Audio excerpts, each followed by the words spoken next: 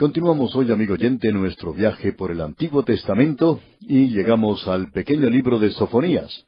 Ahora, no creemos que este libro de Sofonías pueda llegar a ocupar el lugar de Juan 3:16, digamos, o del Evangelio según San Juan, como el número 1 en popularidad en la Biblia, ya que el contenido de este pequeño libro nunca ha sido muy conocido.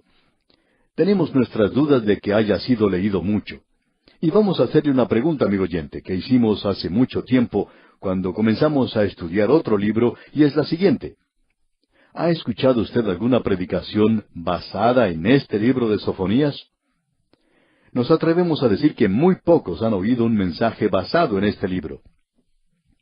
En cierta ocasión se le hizo esta pregunta a una gran congregación de entre 2.500 y 3.000 personas, y como respuesta a esta pregunta de si había alguien allí que hubiera escuchado algún mensaje basado en este libro de Sofonías, solo 2 personas levantaron sus manos. Ahora, esto no se debe a la mediocridad o inferioridad de este pequeño libro, sino a la negligencia demostrada hacia él, porque si su tema fuera conocido, creemos que sería mucho más apreciado, y este tema que trata este profeta es el mismo que se trata en el Evangelio según San Juan. Ahora, a Juan se le llama el apóstol del amor, y él es un apóstol del amor. Pero llegamos a este pequeño libro, y este es el objeto del amor. Ahora, esto quizás sea un poco difícil de comprender para usted, o de creer, pero permítanos leerle un versículo de este libro. Todos conocemos muy bien lo que dice Juan 3:16. Pero, ¿cuántos conocemos de veras lo que dice Sofonías 3:17? Bueno, escuche usted. Dice Sofonías 3:17, Jehová está en medio de ti, poderoso, Él salvará, se gozará sobre ti con alegría, callará de amor, se regocijará sobre ti con cánticos. Note usted, callará de amor.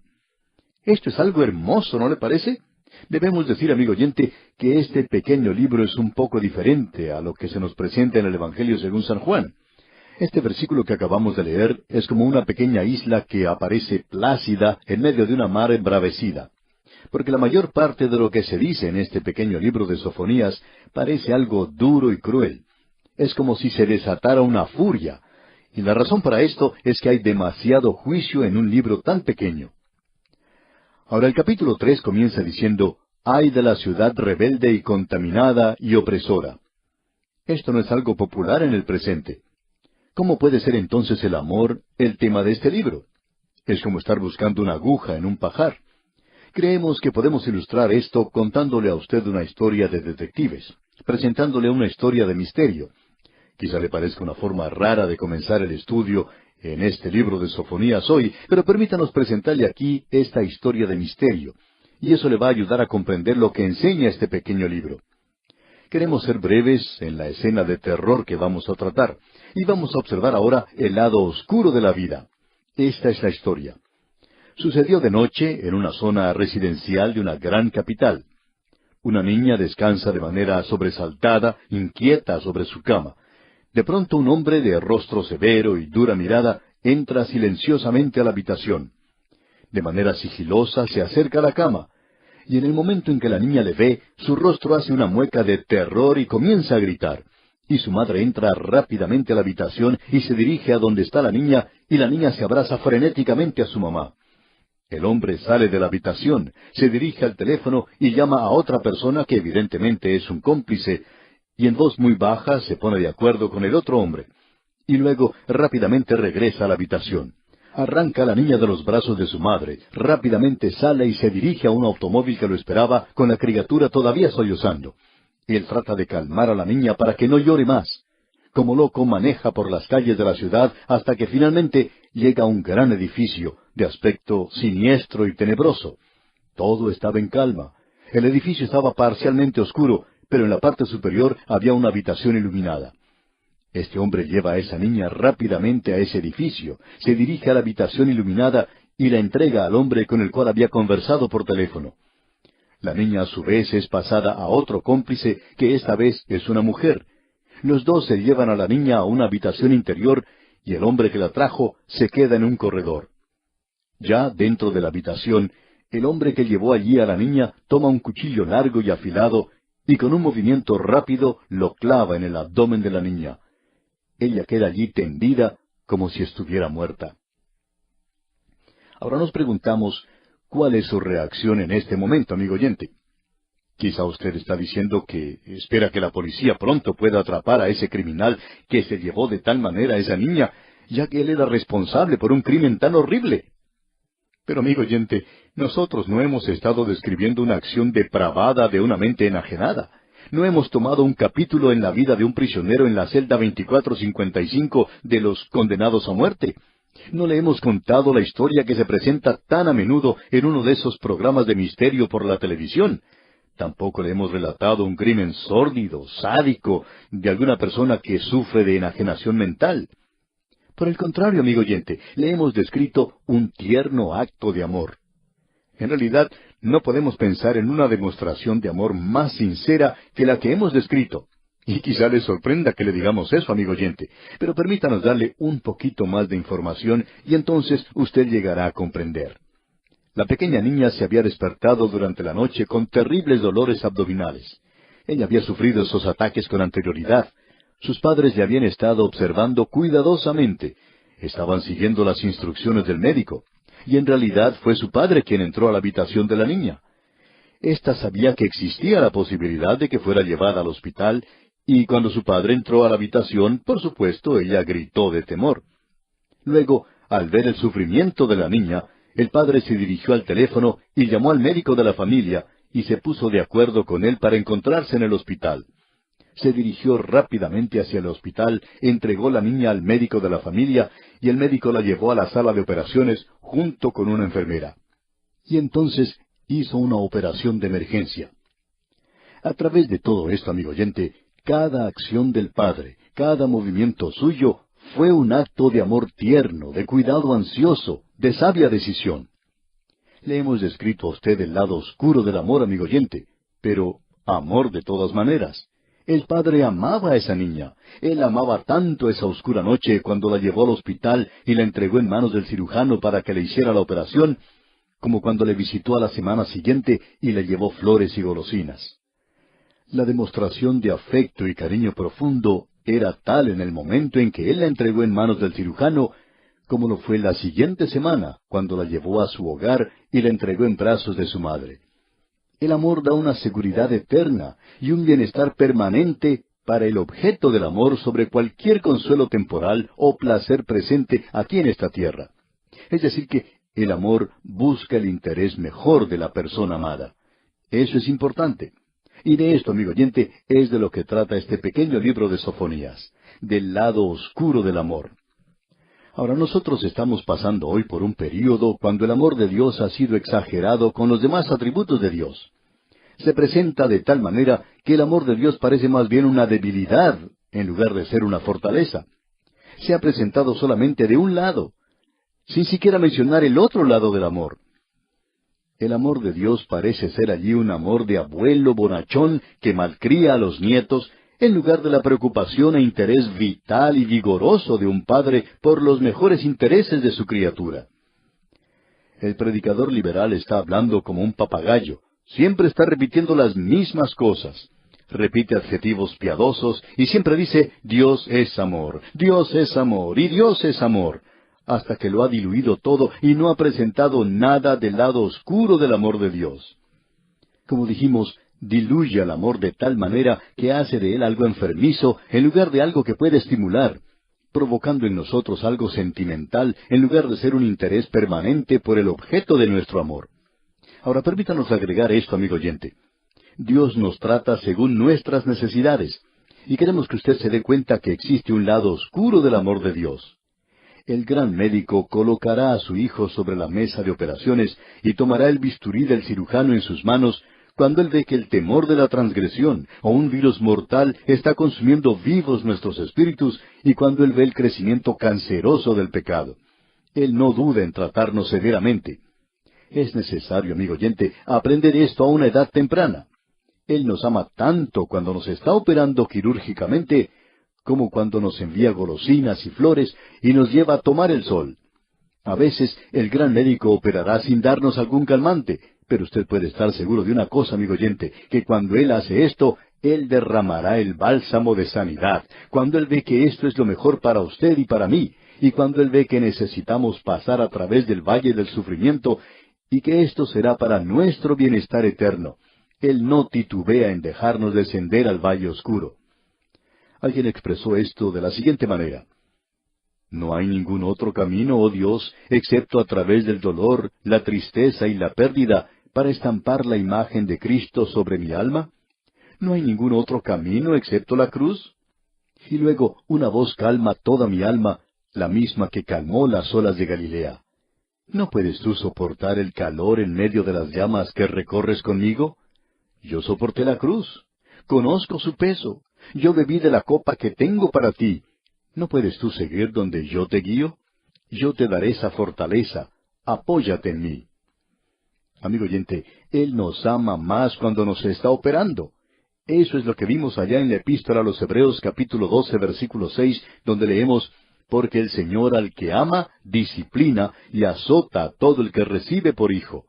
Él disciplina, Él educa a sus hijos, amigo oyente. Luego tenemos otro cuadro que el Señor Jesucristo presentó en el aposento alto. Eso lo podemos ver en el Evangelio según San Juan o en el Evangelio del Amor.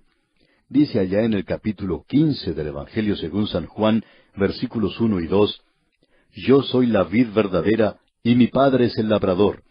Todo pámpano que en mí no lleva fruto, lo quitará, y todo aquel que lleva fruto, lo limpiará para que lleve más fruto. Amigo oyente, debemos recordar que el Padre entra en su vida y en la mía y quita todo aquello que no lleva fruto, y eso duele. Pero como dijo cierto puritano hace algunos años, el labrador nunca está tan cercano del pámpano como cuando lo limpia. El Padre nunca está más cerca de usted y de mí que cuando Él está sacando de nosotros, de nuestro corazón, de nuestra vida, aquellas cosas que ofenden.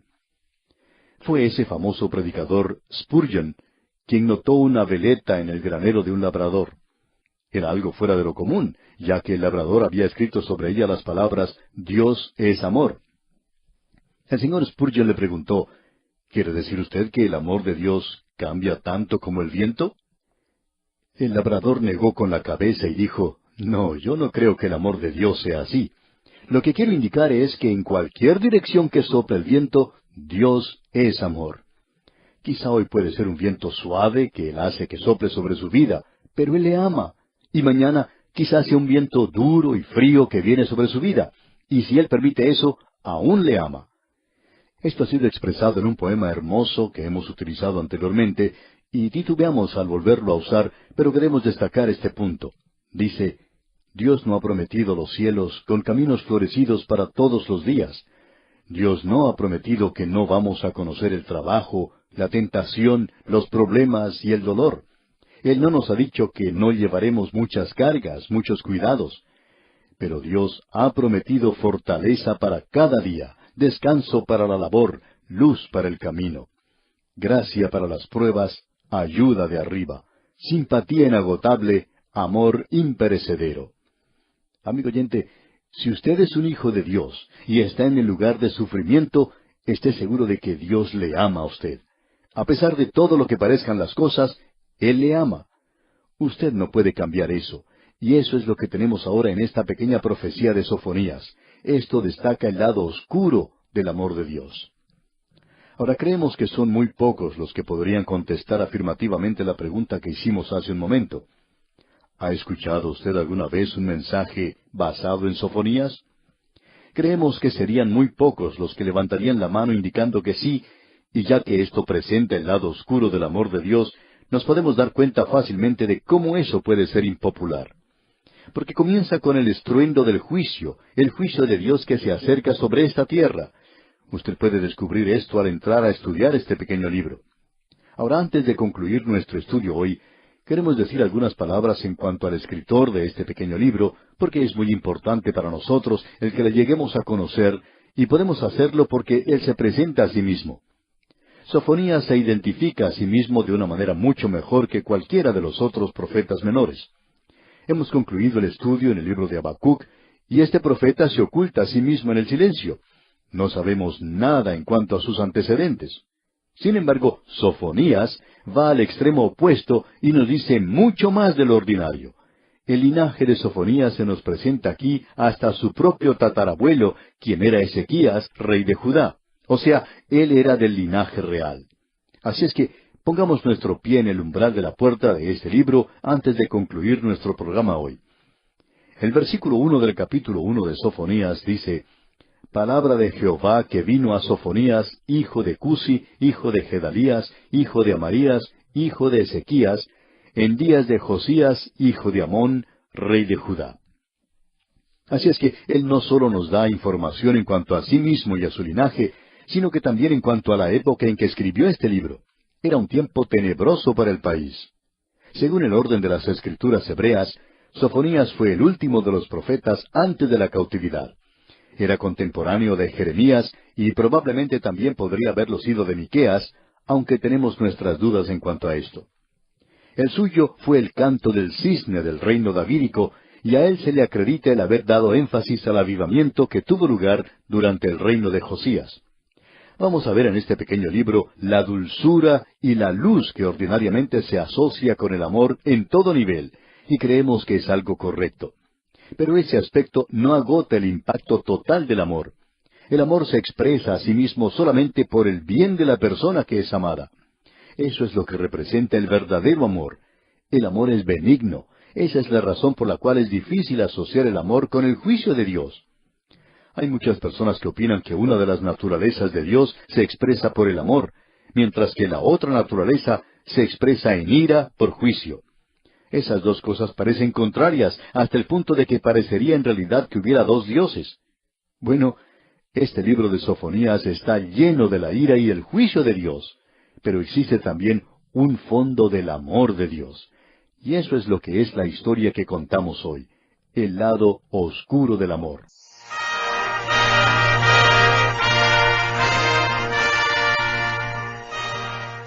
Yo tengo que admitir que Sofonías, cuando yo pienso en los profetas menores, no es el primero en el cual pienso.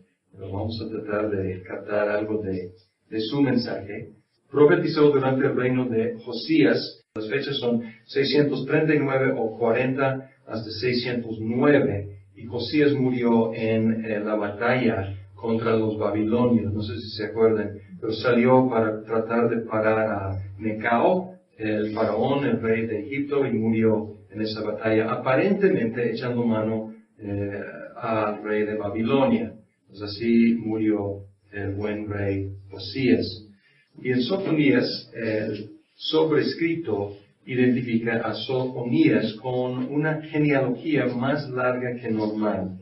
Y vamos a ver esa genealogía y luego preguntar por qué hizo una genealogía más larga que normal, porque dice: esta es la palabra del Señor, que vino a Sofonías, hijo de Cusi, hijo de Gedalías, hijo de Amarías, hijo de Ezequías, durante el reinado de Josías, hijo de Amón, rey de Judá. Ahora, ¿por qué, en lugar de simplemente decir que es hijo de fulano, dice hasta su abuelo? Y la única razón quería llegar a Ezequías. ¿Y por qué llegar a Ezequías? Pues la única razón sería si este Ezequías fue el rey Ezequías. De otra forma, no se explica por qué ir 4 generaciones atrás.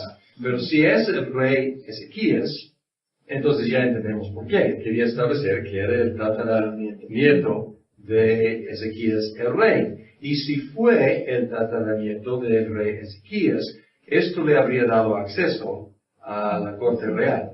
No hay acuerdo en cuanto a cuál parte del reino profetizó. Y, entonces este es un asunto de debate, un asunto hermenéutico, pueden decir, en cuanto a Sofonías, porque Josías, si se acuerdan, él instituyó una extensa reforma en 621.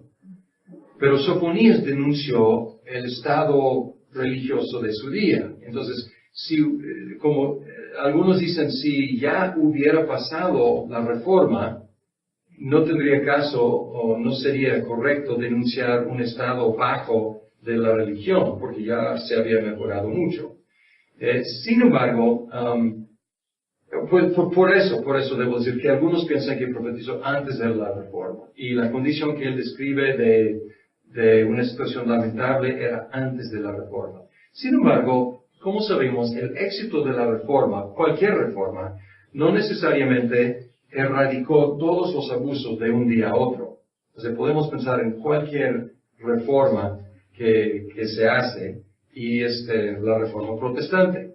De un día a otro, erradicó todos los abusos de la iglesia medieval para nada. Entonces, durante décadas, siglos, algunos de esos abusos estaban, erradicándose. Entonces, puede ser que se mejoró mucho, pero él seguía como, denunciando lo que no se había reformado todavía.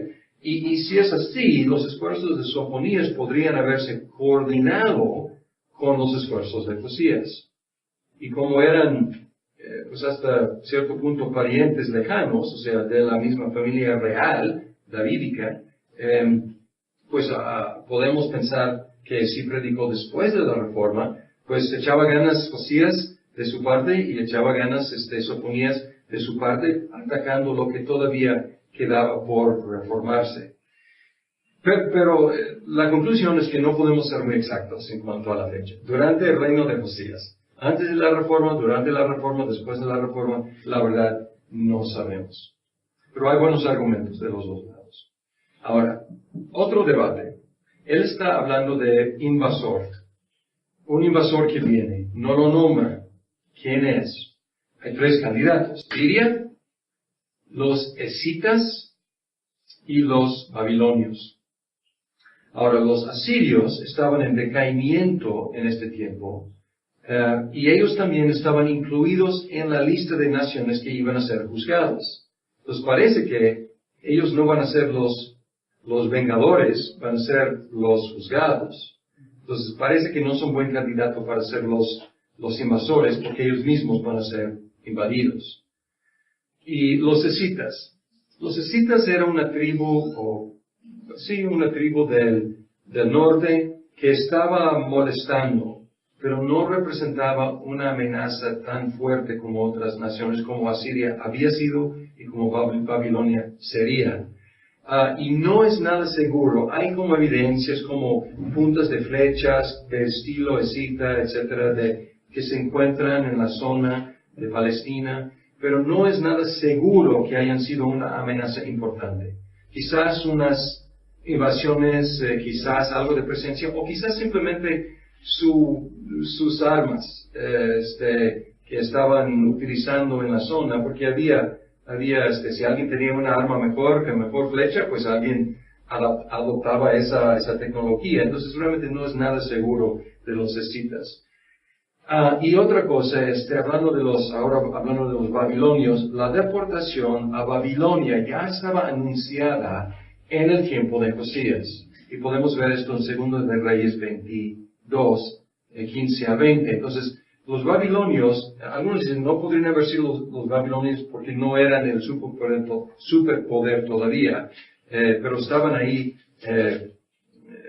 creciendo mucho mientras Asiria iba en descrecimiento. Entonces, la amenaza contemplada fue Babilonia. Entonces, todo esto es para concluir que Babilonia, pero menciono que hay debate entre algunos que quieren identificar otros candidatos. La estructura, y esto viene de Dillard Longman, sobrescrito que ya leímos, oráculos contra Judá, luego juicio universal, sacrificio del Señor, juicio de Jerusalén, y otra vez nuestro tema, si favorito no sé, pero nuestro tema muy prominente en los profetas, el día del Señor. Luego oráculos contra las naciones, Filistea, Moab y Amón, Cus, y aquí entra Siria como una de las naciones juzgadas, Jerusalén otra vez, y luego juicio universal. Y luego oráculos de salvación, termina con bendición, adoración universal, bendición y restauración para Judá.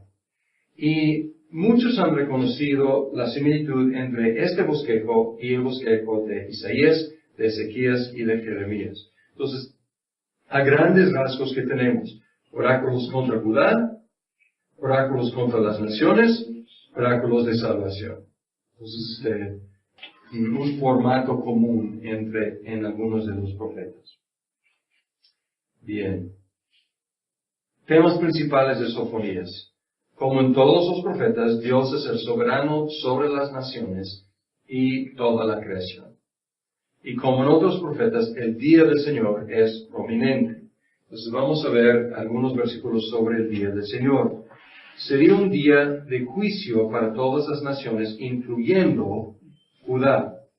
Como 1.14 aquí, 1.14 a 2.3, dice, ya se acerca el gran día del Señor, a toda prisa se acerca. Y luego el estruendo del día del Señor será amargo, y aún el más valiente gritará. Día de ira será aquel día de acoso y de angustia, día de devastación y ruina, día de tinieblas y penumbra, día de niebla y densos nubarrones, etcétera, etcétera. Entonces esto no va a ser ningún día agradable para nadie. Entonces juicio, juicio y juicio, oscuridad. Además habrá, podríamos decir, una descreación universal, como pasó en el diluvio. Porque en el diluvio, en la creación, todo era vacío y caótico, y luego en el diluvio regresó la tierra a vacío y caótico. Y luego aquí, si ven aquí 1:3, dice, arrasaré con hombres y animales, con las aves del cielo y los peces del mar, con ídolos e impíos por igual. Exterminaré al hombre de sobre la faz de la tierra, afirma el Señor. ¿Les suena? Es como lo que Dios hizo en el diluvio. Entonces otra vez, o sea, va a haber un tipo de borrón. Y no menciona todavía cuenta nueva. O sea, solamente al principio menciona borrón y luego al final del libro menciona cuenta nueva. Entonces aquí una imagen de descrear el mundo otra vez. Y sobre todo aquí, enfocándose en la descreación del hombre y de los animales, el apogeo de la creación. No obstante, Dios purificaría y conservaría un remanente, otra vez este tema del remanente, el cual no cometerá iniquidad, no dirá mentiras, ni se hallará engaño en su boca. Y esto viene de 3, 12 y 13. Entonces está hablando del remanente, que así será. Vamos a tener por fin un remanente, ¿cómo será? Sin pecado, sin mentiras, sin engaño en su boca. Esta es la meta, purificar un remanente. Entonces, al principio, parece que el día del Señor va a acabar con todos. Pero aquí ya tenemos una pista de esperanza, va a haber remanente. Y otra vez, quiero que se fijen que esto es en muchos de los profetas. Así tenemos los dos filos del pacto. El pacto, pecas, mueres. Adiós. Pero el pacto también es fidelidad de Dios, promesas de salvación y fidelidad perpetua para con su pueblo. Y el remanente permite, podemos decir, que Dios cumpla los dos lados. Juzga, pero al mismo tiempo cumple con su promesa. No conservando todos, porque tiene que juzgar a muchos, pero conserva un remanente. Entonces es muy importante este concepto del remanente, y porque abarca los dos filos del pacto, que son maldición y bendición. Sofonías en el Nuevo Testamento. El día del Señor es prominente también en el Nuevo Testamento, y podemos ver algunos textos aquí sobre todo en Pablo, él menciona el día del Señor varias veces, y en Apocalipsis también, ahí es la última instalación, la última manifestación del día del Señor. Y aquí vemos la conquista de Judá por Babilonia fue un tipo de anticipo del día posterior y mayor. ¿Fue el día del Señor? Podemos decir que sí, pero estaba anticipando el día del Señor que llegue en el Nuevo Testamento. Y hay algo interesante aquí, porque si examinamos los textos de Pablo, las referencias al día del Señor, a veces dice que es el día de Cristo. Y esto es fascinante porque está hablando del día del Señor y ya está llamándolo el día de Cristo. ¿Qué está diciendo esto acerca de Cristo? Es el Señor. Y el Señor, el día del Señor, es el día de Yahvé. O sea, es el día de Jehová. Entonces, al cambiar y decir el día de Cristo, está diciendo que Jesús es el Señor, es Yahvé. Entonces, es una afirmación indirecta, pero no tan indirecta, o sea, a la deidad de Cristo. Y ahora otra cosa, aquí podemos como ligar tres versículos y ver un concepto del remanente importante. Isaías 53, 9, el Evangelio según Isaías, la profecía muy clara acerca de los sufrimientos de Cristo. Dice aquí, se asignó un sepulcro con los malvados y murió entre los malhechores, aunque nunca cometió violencia alguna, ni hubo engaño en su boca. Entonces está hablando de quién aquí. Está hablando del siervo del Señor. El siervo del Señor. Y en el Nuevo Testamento se identifica el siervo del Señor con Jesucristo. Entonces vamos a ver ahora Sofonías 3:13, que acabo de leer, pero voy a leer esa parte otra vez. Dice, el remanente de Israel no cometerá iniquidad, no dirá mentiras, ni se hallará engaño en su boca. ¿Qué tenemos en común entre Isaías y Sofonías? ¿Tienen en común algo? El remanente y el siervo. Las mismas características entre el siervo y el remanente. Y ahora dice, y específicamente, no hallará engaño en su boca. Ahora vamos a 1 de Pedro 2:22.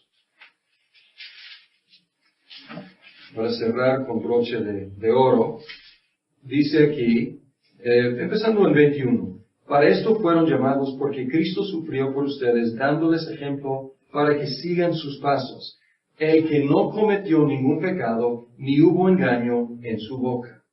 Pues aquí está citando Isaías, y tenemos el mismo lenguaje en Sofonías. Entonces ya podemos como conectar los diferentes personajes, el siervo, el remanente y Jesucristo. Entonces aquí tenemos el concepto que hemos mencionado, que el remanente llega a ser una sola persona.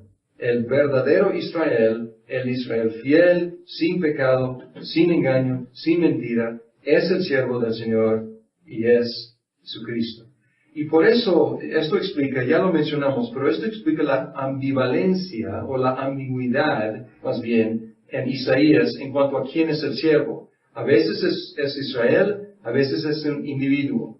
¿Y cómo se resuelve esta tensión? En el concepto del remanente de una sola persona. Y aquí en Sofonías nos ayuda a como completar todas las conexiones aquí.